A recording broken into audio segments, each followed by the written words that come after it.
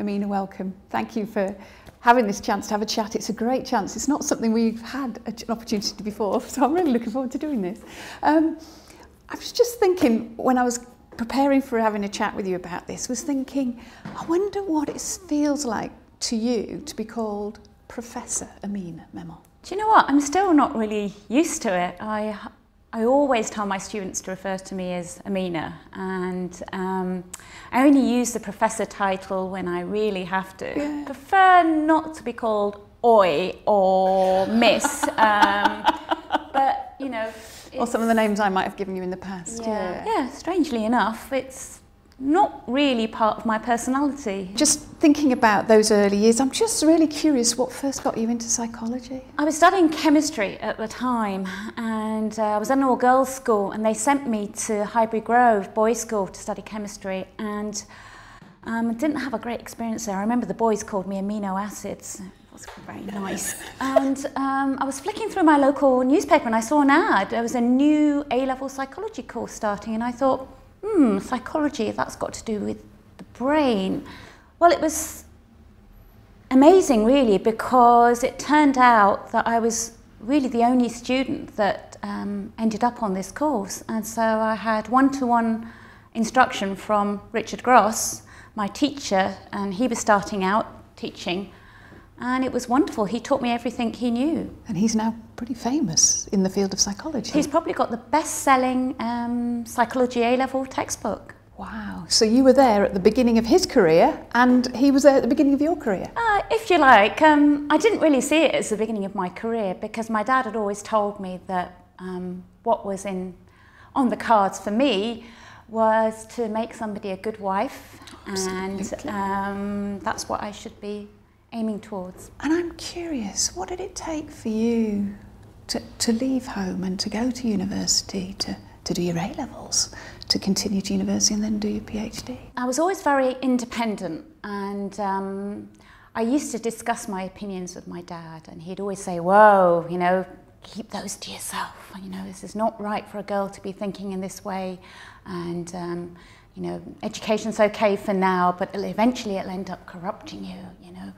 And so I wasn't really used to expressing my opinions, but psychology taught me that I could learn about myself, and it was useful to look at how I thought about the world and to think about what I could do out there to influence other people's behaviour. And I became really interested in just finding out more about myself and what made other people tick and how the world worked. And I decided I was going to go out there and I was going to find what there was to know.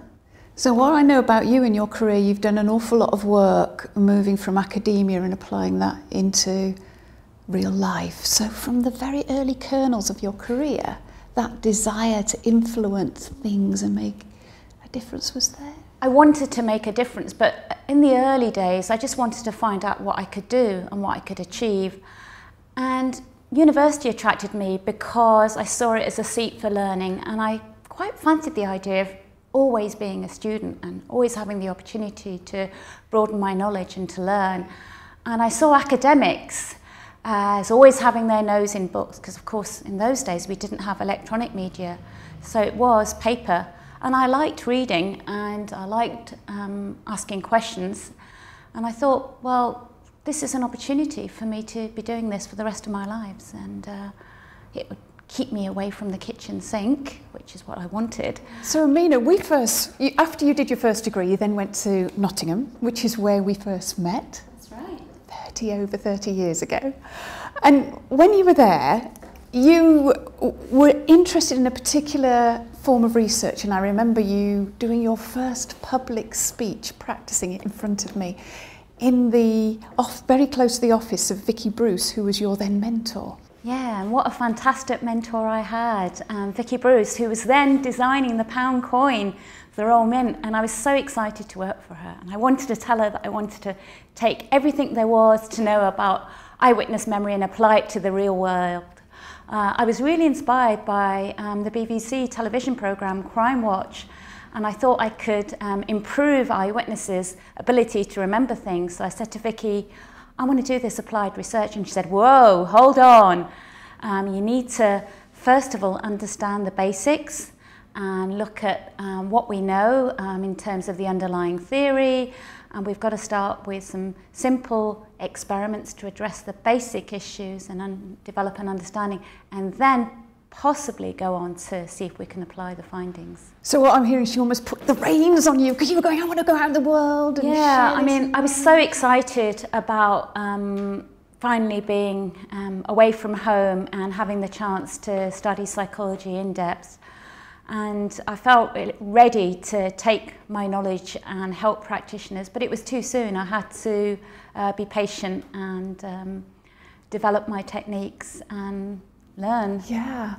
And after Nottingham, you then started to apply some of that research straight away, and something to do with the police in America? I wrote a letter, in those days we wrote letters rather than sent, to a professor at University of California, Los Angeles, and he was developing techniques for questioning witnesses working alongside the LAPD. And I said, this is right up my street, any chance of a job? And nothing to do with the fit policeman, Amina. No. And a few weeks later, I got a reply saying, well, we've just submitted this grant to the National Institute of Justice and have some funding, and would you like to come over as a visiting scholar? And I couldn't believe it. So what was some of the stuff you were doing with the LAPD? Well, what we were doing we were taking what we knew about how memory works and how best to get information from memory from witnesses, and training police officers in using those techniques. So they either used our techniques, which were known as the cognitive interview, or they used the techniques that they used every day, which was rapid fire questions, not listening to the witness. I remember one time listening to some tape recordings of typical police interviews from the Miami Police Department, the robbery division, and there'd been a robbery in the neighborhood. So the officer was rapidly firing off one question after another, and this poor witness was not really being given a chance to say what was stored in their memory. And eventually, at the end of the questioning, the officer said, now what is it you wanted to say? And she said, would you like me to tell you his name and address, because he lives in my book of flats? Oh, brilliant.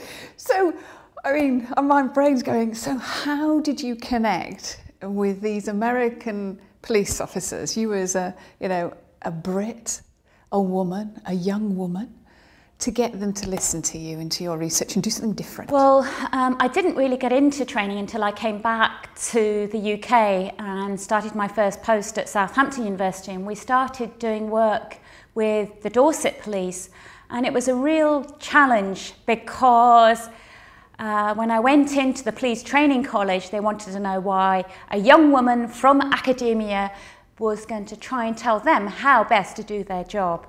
And the hardest thing was training an old dog new tricks. It was easier with the probationers who were starting out because they didn't have any preconceived notions about how best to do their job. So it was a lot easier, but in those days it was a real challenge. And I remember one of the first studies that I did with police officers, we had two groups. We had the group that were trained in the use of our techniques, and we had a control group who were trained in the typical police interviewing style that I was talking about earlier.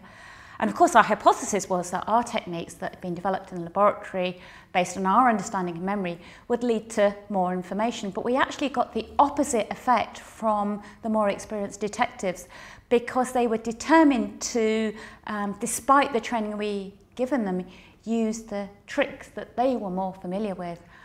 And so that was a real source of information for us, because it taught us that we'd gone about it the wrong way, and it was a lesson in how not to apply the science, and in this case to a group of experienced police officers. We have a much more structured approach now to training that's directed at officers based on the level of training they've got, and we work very closely with police officers in our training, and that helps a lot, because the techniques and the science is not just coming from the academics in their ivory towers, but it's coming from a collaboration between the academics and the practitioners. And And I'm just curious, along the way, you make it sound somewhat easy, and what I know is incredibly complex, working with these relationships and very traditional organisations and very male-dominated. So what was some of the magic that you think that actually enabled them to hear and to get to this point of collaboration where they now seek out you? It took a lot of effort on my part to kind of build up that working relationship with them. So it was really getting to think about this as a collaborative working relationship. I'm not just doing it because as a scientist I need to do applied research. I'm doing it because I really want to share my knowledge with you, and I want to be able to improve practice. I want to be able to help you to get the results you want. And what a police officer wants is a successful prosecution and a conviction where somebody is deemed to be guilty. We had discussions over a pint, which was actually a really good way of building up a rapport. We invited each other to conferences, we got the police involved in workshops.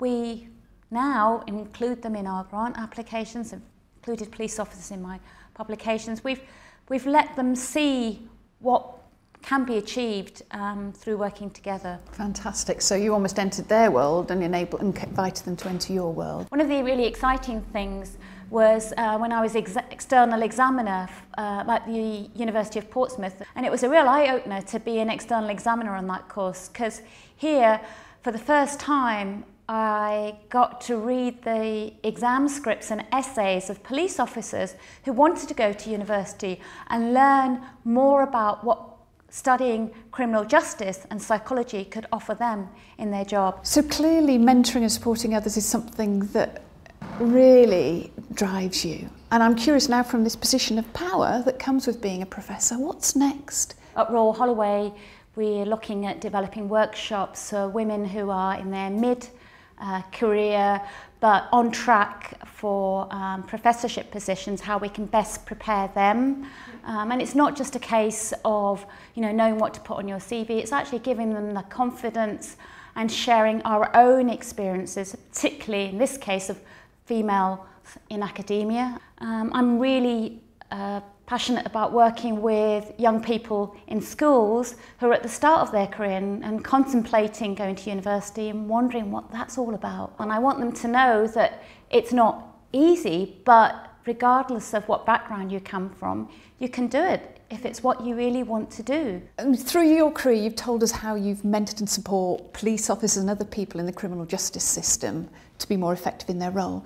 Have there been any times when you've been called on directly to give your input? So, for example, I've watched interviews that were conducted and recorded, and one of the questions that I'm frequently asked, and it's a very difficult one, is this witness lying or telling the truth? And my response to that almost universally is, well, it depends on how they've been questioned. Has there been any direct impact of your intervention? There have been a few cases where the court decided not to proceed on the basis of my evidence.